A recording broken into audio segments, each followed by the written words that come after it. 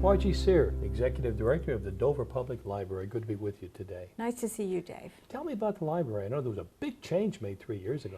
Well, we moved into our new building in 2012, and really how we've changed how we serve the community, because our facility has given us a lot more space and a lot more opportunity to have a broader scope for what we do for the community.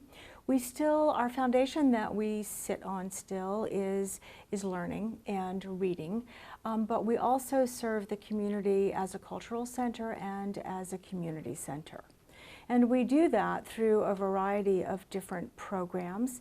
For the cultural programming, we're doing a lot with music. We have a very vibrant film program in the library, and we have lots of arts and crafts that we offer for people of all ages.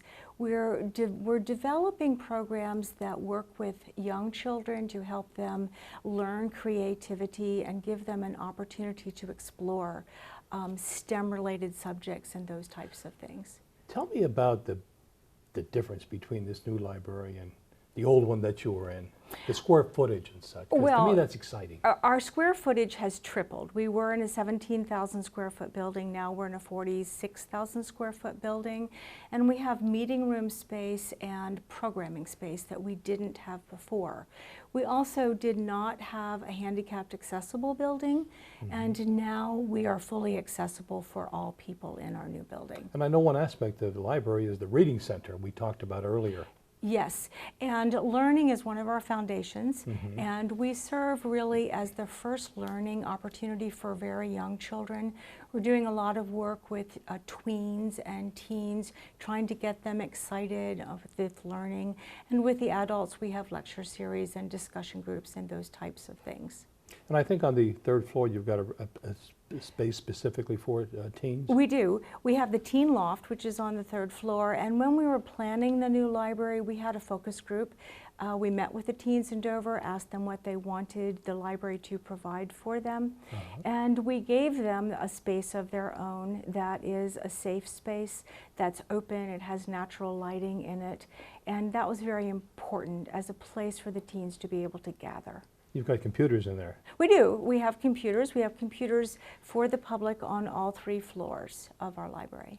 So now when you send teens up there, is it a place that certainly they feel that they can be with their peers? It is a place where they can gather with their peers. It's not a quiet place, so if you want to go to study in the teen loft, that's not the best place, because we have a lot of social activity.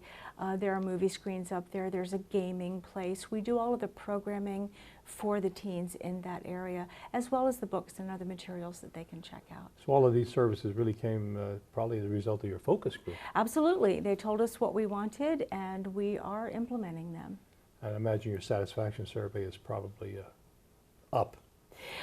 We're very busy. We're a very busy library. We're one of the busiest libraries in the state, and that's because I believe the people are responding to what the library is offering them and what we can provide for them. I know a big change was, as you mentioned, the community center, where there's regular movies that are being shown there, discussion groups, authors, people come in and talk to them. Right. We have authors that visit, we have author signings, we have artists that use our building.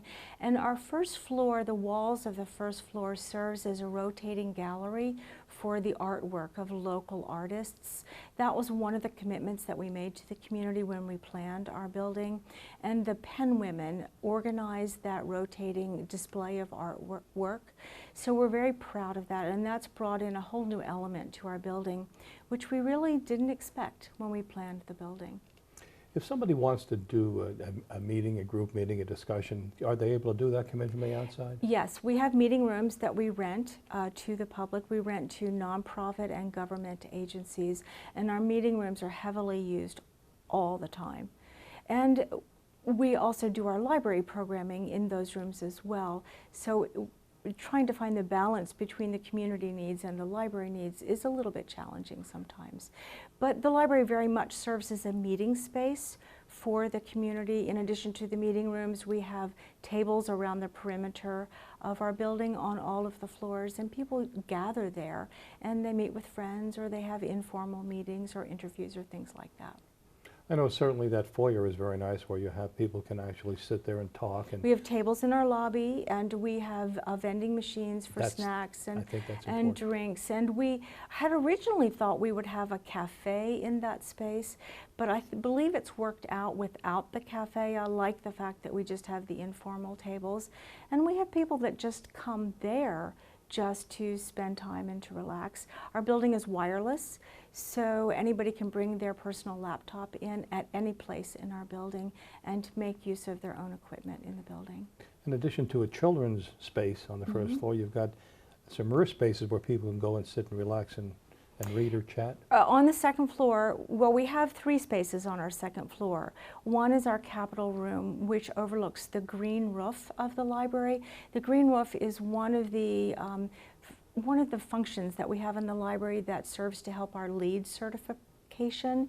We are the first LEED certified public library in the state of Delaware, and LEED stands for Leadership in Energy and Environmental Design.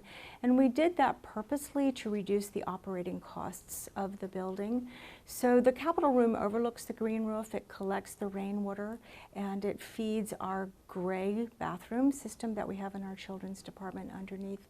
And it also overlooks the capital of the state, and it's very beautiful. That's our quiet space in our library, and people come in there to study, and our staff does enforce quiet in that space. And then we have 2 spaces on either end of the second floor that are gallery spaces where people can read or meet other people. Margie, I hope people come on down. It's a beautiful location. I've been there a number of times. I do see people in here all the time, and it's been so good to be with you. Nice to Thank see you you. very much.